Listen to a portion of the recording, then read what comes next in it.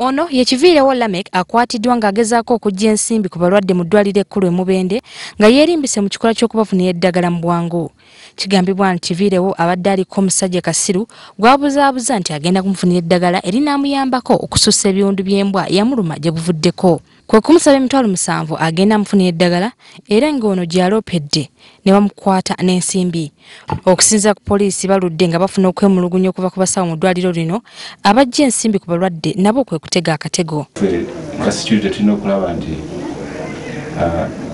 tulwanyirwamu okuziyiza enneeyisa ng'eyo.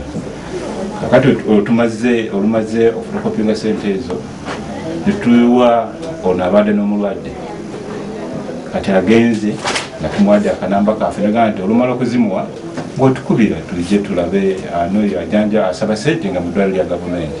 Kyokka Kiviirewo agamba kituufu bamusanze n'ensimbi zino abalwadde be bazimuwadde oluvannyuma lw'okubagamba nti tebasobola kufuna ddagala lya bwereere.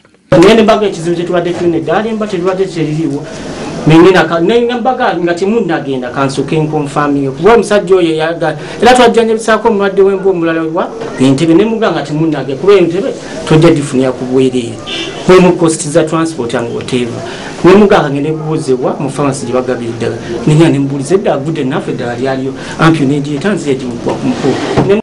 Naye abalwadde balumiriza nti yabasaba ensimbi zino asobole okubafunira eddagala era bamugamba nti tebalina ssente n'abalagira bagende. Mu ddwaliro kati ne bansindika n'aŋŋamba entebe omanyiyo konzi mmanyiyo n'aŋŋamba naye eddagala liiza okuba nga taliriwo wano kanjekkeberewo ndabe n'atambula n'agenda n'akomawo n'aŋŋamba entebe empiseemu ya mitwalo 10 konzi musawo sirina ssente onoomuyamba buyambi nga muntu wa ku kitundu.